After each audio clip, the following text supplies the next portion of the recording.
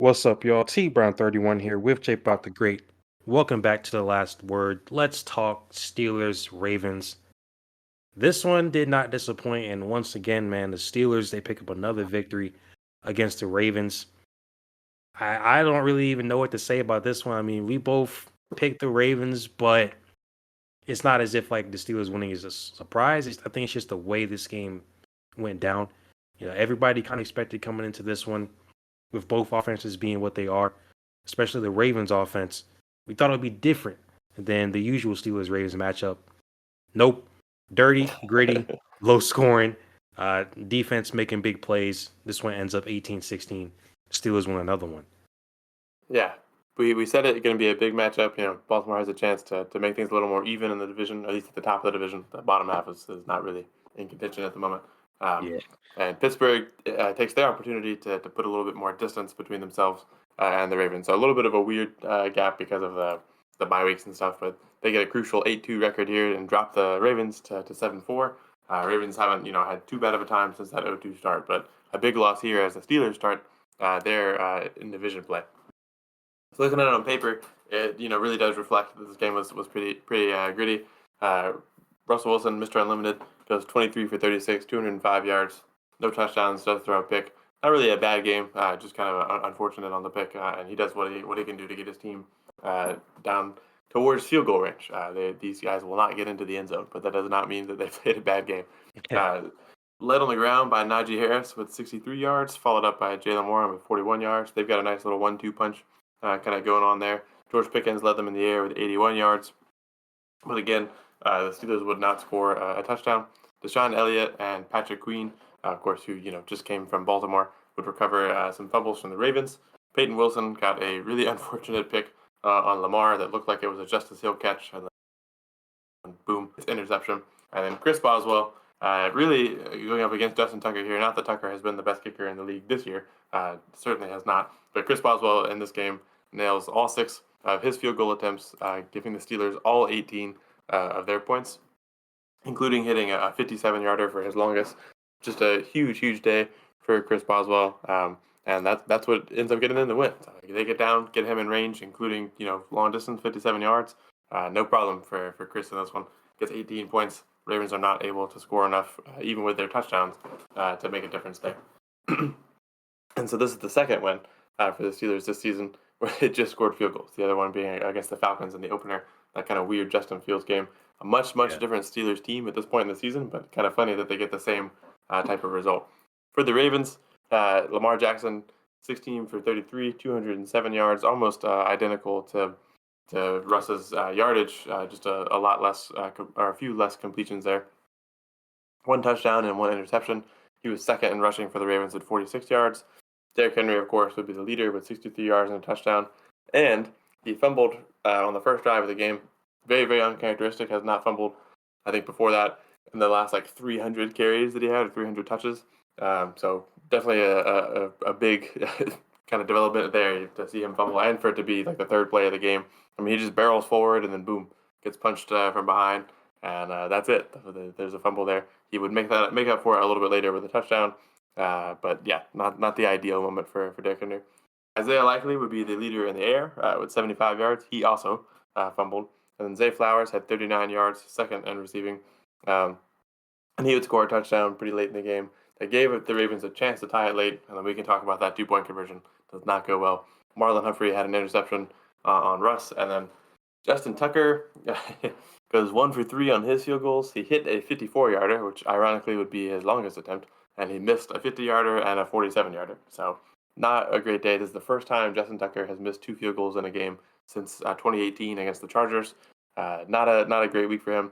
Ravens just really got stifled by the Steelers' defense. I mean, they weren't able to get it moving as much as they usually are. The Steelers forced very uncharacteristic turnovers, like the fumble on Derrick Henry, or some very unlucky turnovers like the interception on the Justice Hill play. So Steelers came out and did exactly what they've been doing all season, making things really uncomfortable from the defensive point of view, and just holding their own and letting Chris Boswell do what he has to do. Russ did not really play a amazing game, but he definitely didn't play a bad game either. And Russ actually is one of 2 quarterbacks now to be undefeated at this point of the season. The other one being Malik Willis. Yeah, and I said this kind of last week. It wasn't the best game for Russ against Washington, but he made plays when he had to. He had 3 Yeah. touchdowns, so he did what he had to do to get the win. I think. Look, first of all, that offensive line was not doing him any favors. And they said it multiple times throughout the broadcast. Like, you got to start scheming up some better plays.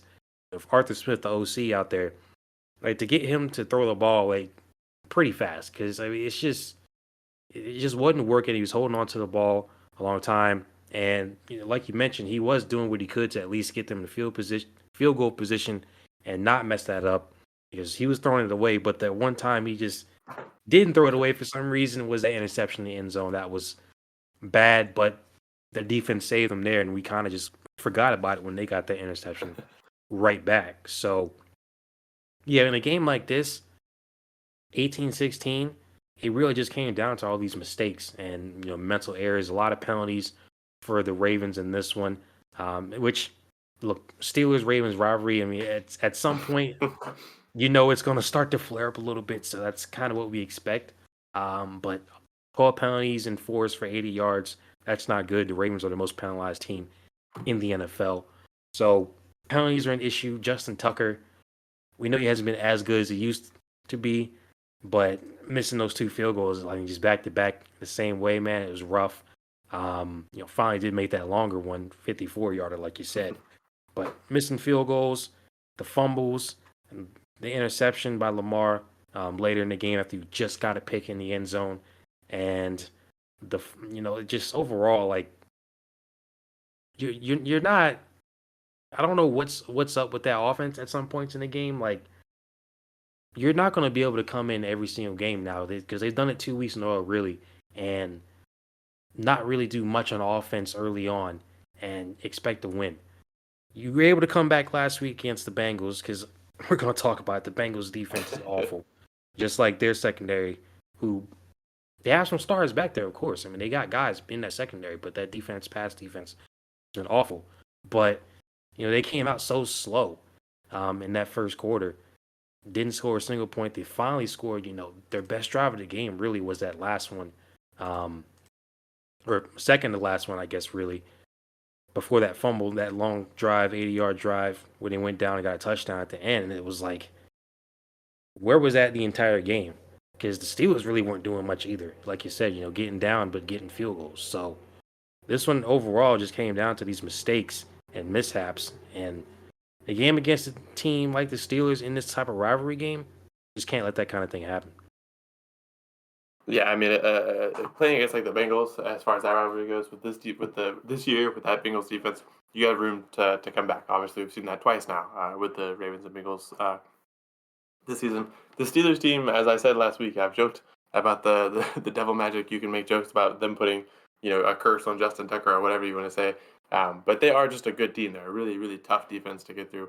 I mean, when you can kick a bunch of field goals and win a game without scoring a touchdown, usually means you got a pretty solid defense and an offense that is at least somewhat efficient.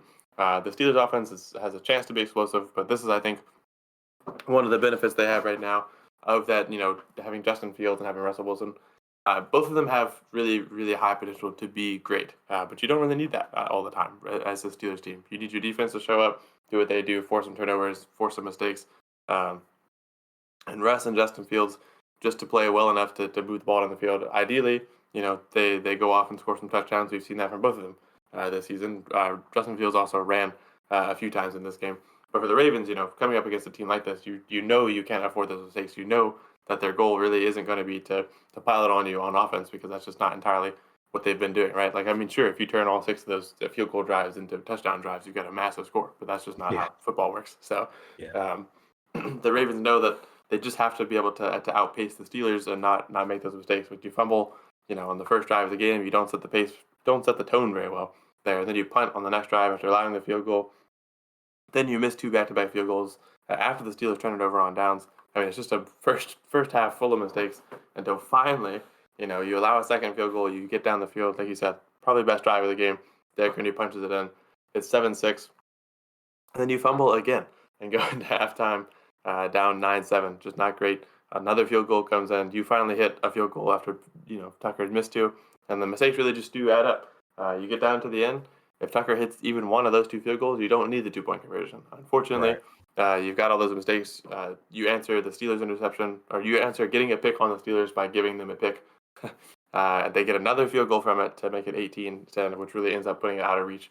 You get that touchdown, a very nice drive. I mean, quick, methodical. 2.5 minute, 9 plays. Ravens just march down the field. Looks pretty good. Got a little bit of penalty troubles, which back them up, but it doesn't matter. I mean, they get backed up 5 yards and immediately throw a 22-yard first down to Justice Hill. I remember seeing that penalty and going, oh, that might be it. And then boom, there's 22 yards to Hill. I was like, okay, we got a little bit of life. And then you get a 16-yard touchdown to Zay Flowers that sets you up for a 2-point conversion. And I just kind of wanted to talk through the game here to get to this point to kind of ask you how you feel. Because they go for the 2-point conversion, and obviously with a 2-point conversion, you just got to get it in from really close, and you run the risk of being predictable, and the defense is knowing exactly what you're going to be doing, but you just kind of have to hope that you can overpower the defense in those moments. And they run a really weird play here, and they don't put Derrick Henry in for the 2-point conversion. Kind of, I don't know, a little odd, bit of an odd choice for me. Lamar runs to his left, nobody really gets open. He gets swarmed by defenders, falls down. That's over. Maybe you don't get anything out of Derrick Henry on this play, but I think it'd be a little better just to put him in to try to draw a little bit of defensive attention. Maybe you get a hole for Lamar to run in. Maybe somebody gets open. Instead, no Derrick Henry, and the defense looks like their plan was just put Lamar on the ground, and that's essentially what happens. And Steelers clinch the game. So big win, but I don't know how you feel about that 2-point conversion. I was a little bit confused on the lack of Derrick Henry, but I understand if maybe they were just trying to just pretend they were going to do something else, but I don't know. I think just having him on the field would have been helpful there. Yeah, I mean, who's to say like you just line up Derrick Henry and you run it like that anyway. But yeah, I think what they were trying to do is get that little kind of slide and then throw it because we've seen multiple times. I mean, Lamar loves doing a jump pass, and he had it a couple times in this game, and I think they're just trying to get that slide over to the left and have somebody there, but there really wasn't. I can't remember if it was Likely. That was like the closest guy, but it wouldn't even like there was just no way he was going to be able to complete that pass because he's kind of throwing back, not across the field, but just like back across his body. So yeah, it was just a failure overall. So like you said, I mean, even if they had put in Derrick Henry just as hey, you got Derrick Henry right here, that's not the weapon you have to account for. On a play, you absolutely have to stop on defense. So yeah, it's just even some other throws. I mean, it's not like Lamar was bad, but I mean, I'm not gonna say he was like awful, but he wasn't good in this game, obviously. And some throws that he just straight up misses that at this point Lamar shouldn't be missing. Even a play where it was like a 3rd and 11, and I think he threw it to Zay Flowers, I think, and he could have at least attempted to run, and he didn't do it. And it's like Charles Davis on broadcast was saying, it's like we needed the old Lamar right there because he's saying old Lamar would have taken off and run. Yeah. Look, man, like if Lamar runs the ball, it's almost a guaranteed 10 yards. Like you cannot stop him. Like if you're a defender, if you're a fan of a team that's on defense and you see Lamar get ready to take off, like it's going to be 10 yards at least. So yeah, he just didn't look like himself in this one for pretty much most of the game outside those 2 long drives. And we like you mentioned, we got a good performance out of him in the second half last week, but that's a couple games now that Lamar in this offense they just haven't looked like themselves, and they're absolutely going to need that offense next week against the Chargers.